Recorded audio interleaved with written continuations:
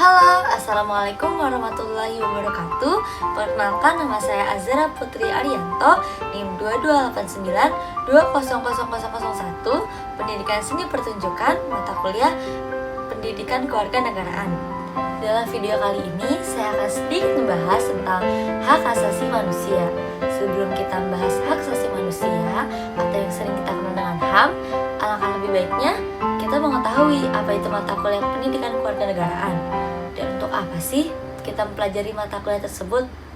Mata kuliah Pendidikan Kewarganegaraan merupakan untuk membantu mahasiswa menetapkan kepribadiannya agar secara konsisten mampu mewujudkan nilai-nilai dasar Pancasila, rasa kebangsaan, dan cinta tanah air dalam menguasai, menerapkan, dan mengembangkan ilmu pengetahuan, teknologi, dan seni dengan rasa yang bertanggung jawab. Langsung aja, tanpa memperlama waktu, mari kita langsung bahas tentang hak asasi manusia.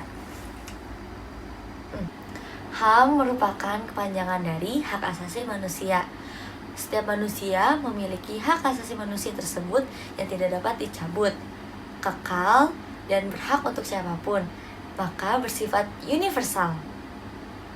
Hak asasi manusia merupakan sebuah konsep hukum dan normatif yang menyatakan bahwa manusia memiliki hak yang melekat pada dirinya karena ia merupakan seorang manusia. Hakikat hak asasi manusia atau HAM merupakan upaya untuk menjaga keseimbangan dan keselamatan eksistensi manusia secara utuh melalui aksi keseimbangan antara kepentingan perseorangan dengan kepentingan umum. Dalam upaya menghormati dan menjunjung tinggi hak asasi manusia merupakan kewajiban dan tanggung jawab bersama antara individu, pemerintah maupun negara. Ciri pokok hakikat hak asasi manusia yang pertama, hak asasi manusia tidak dapat dibeli, diwarisi, ataupun diminta. Yang kedua, hak asasi manusia berlaku untuk semua orang tanpa memandang ras, alat kelamin, warna kulit, maupun usul-usul sosial dan negara lainnya. Yang ketiga, hak asasi manusia tidak bisa dilanggar. Makna hak asasi manusia pada umumnya setuju bahwa setiap negara ataupun sekelompok individu tertentu tidak terbatas ataupun sewenang-wenang terhadap hak asasi manusia. Tujuannya harus menjadi yurisdiksi yang menjunjung tinggi martabat kemanusiaan semua individu dalam suatu negara. 4 hak yang disebutkan oleh Presiden Amerika Serikat yaitu Franklin Roosevelt. Yang pertama, kebebasan untuk berbicara ataupun berpendapat. Yang kedua, kebebasan beragama. Dan yang ketiga, kebebasan dari ketakutan. Yang keempat, kebebasan dari kemelaratan. Menurut Profesor Dr. Notonagoro, hak adalah kuasa untuk menerima atau melakukan suatu yang semestinya diterima atau dilakukan melulu oleh pihak tertentu dan tidak dapat dilakukan oleh pihak lain. Dan juga prinsipnya dapat dituntut secara paksa. Hak asasi manusia telah diatur dalam pasal 27 hingga pasal 34 Undang-Undang Dasar 1945. Dalam pasal 27 berbunyi, setiap warga negara berhak atas pekerjaan dan penghidupan yang layak atas kesejahteraannya. Dalam pasal 28 dijabarkan dengan lebih teliti ataupun terperinci, seperti pasal 28B, hak setiap orang untuk membentuk keluarga melalui perkawinan yang sah sesuai dengan hukum agamanya masing-masing dan dipisahkan oleh negara sesuai dengan aturan yang berlaku.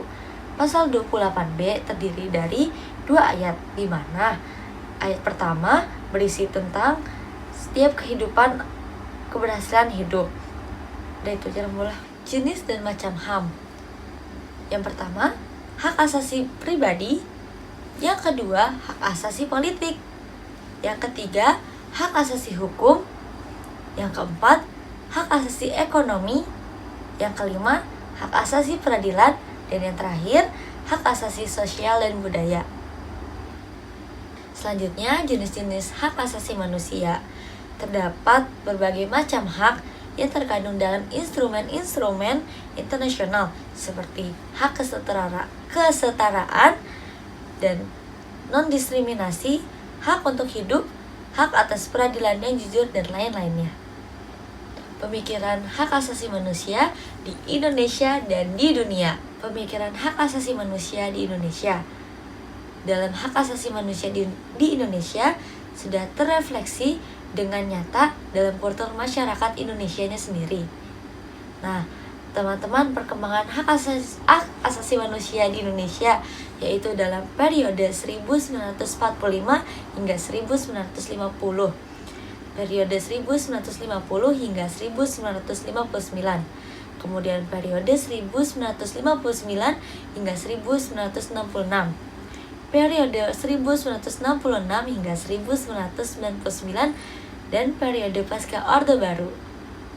Pengertian hak asasi manusia menurut para ahli, salah satunya itu Hartilar. Beliau berkata bahwa hak-hak yang sudah ada atau melekat pada tiap-tiap manusia dan tanpa mempunyai hak itu, tiap-tiap manusia itu tidak dapat hidup seperti layaknya manusia. Hak ini didapatkan sejak lahir saat ia datang ke dunia. Menurut Deklarasi Universal HAM, terdapat 5 jenis hak asasi manusia yang dimiliki setiap individu. Yang pertama, hak personal. Yang kedua, hak legal. Yang ketiga, hak sipil dan politik. Yang keempat, hak subsistensi. Dan yang kelima, hak ekonomi, sosial, dan budaya. Kasus pelanggaran hak asasi manusia terdapat 2 kategori. Yang pertama, pelanggaran berat, dan yang kedua, pelanggaran yang ringan. Pelanggaran berat meliputi pembunuhan massal atau disebut dengan genosida. Yang kedua, pembunuhan sewenang-wenang atau di luar putusan pengadilan. Yang ketiga, penyiksaan. Yang keempat, penghilangan orang secara paksa. Dan yang kelima, perbudakan atau diskriminasi yang dilakukan secara sistematis. Selanjutnya, kasus HAM yang ringan ialah pemukulan, penganiayaan, pencemaran nama baik, menghalangi orang untuk mengekspresikan pendapatnya, dan yang kelima, menghilangkan nyawa orang lain. Salah satu lembaga yang menegakkan hak asasi manusia yaitu Komnas HAM. Nah, teman-teman, dengan sedikit penjelasan hak asasi manusia, kita bisa mengerti bahwa setiap manusia memiliki hak asasi manusia yang permanen dan tidak dapat dicabut. Ketika manusia tidak memiliki hak asasi manusia, menurut Hartilar, kita tidak bisa hidup dengan layak. Sekian dari saya, kurang lebihnya mohon maaf. Wassalamualaikum warahmatullahi wabarakatuh.